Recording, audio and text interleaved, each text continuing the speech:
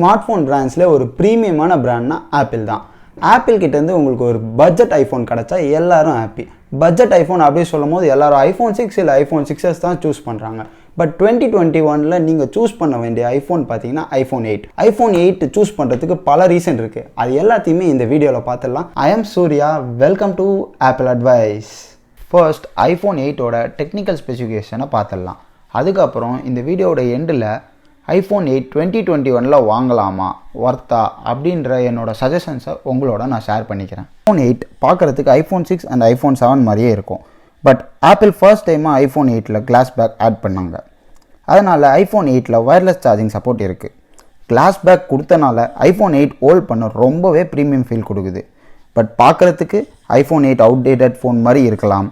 அதுக்கு காரணம் இந்த ஃபோனில் லார்ஜ் பெசல்ஸ் கொடுத்துருக்காங்க. 2021 பெசல் வச்சு இருக்கிற ஃபோன் ரொம்ப கம்மி. பட் ஐஃபோன் 8 ஐஃபோன் எக்ஸ்ஆரை விட ரொம்பவே காம்பேக்டாக இருக்குது அப்படின்னு தான் சொல்லுவேன். ஐஃபோன் 8 4.7 இன்ச் டிஸ்பிளே கொடுத்துருக்காங்க. அது ரொம்பவே நல்ல டிஸ்பிளே. ட்ரூ டோன் டிஸ்பிளேன்னு ஒரு ஃபீச்சர் இருக்குது. அது மூலமாக உங்களுக்கு கலர்ஸ் எல்லாம் பிரைட்டாக இருக்கும். போத் அவுட்டோர் அண்ட் இன்டோர்ஸில் டிஸ்பிளே பார்க்க சூப்பராக இருக்குது. ஒரு 1080p வீடியோ பார்த்தா சூப்பராக இருக்குன்னே சொல்லலாம். Plus 2020 iPhone SE second generation apple launch பண்ணாங்க. அது ஐஃபோன் 8 தான்.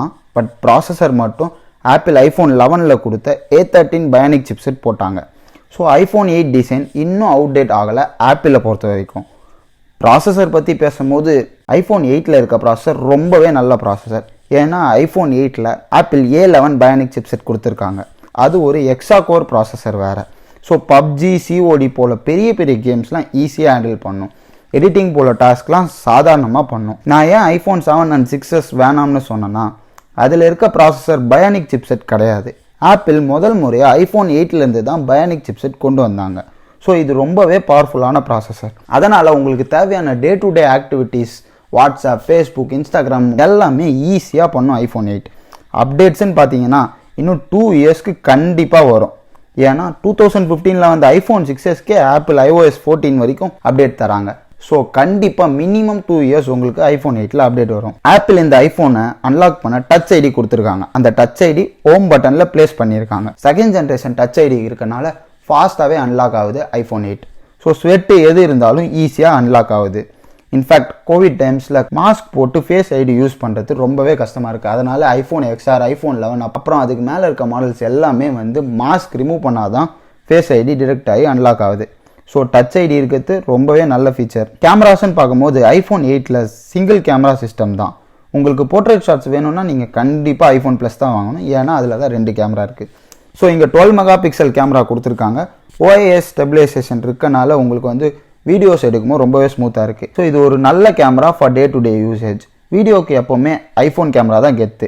இதில் மேக்ஸிமம் 4K 60 FPS வரைக்கும் எடுக்கலாம்.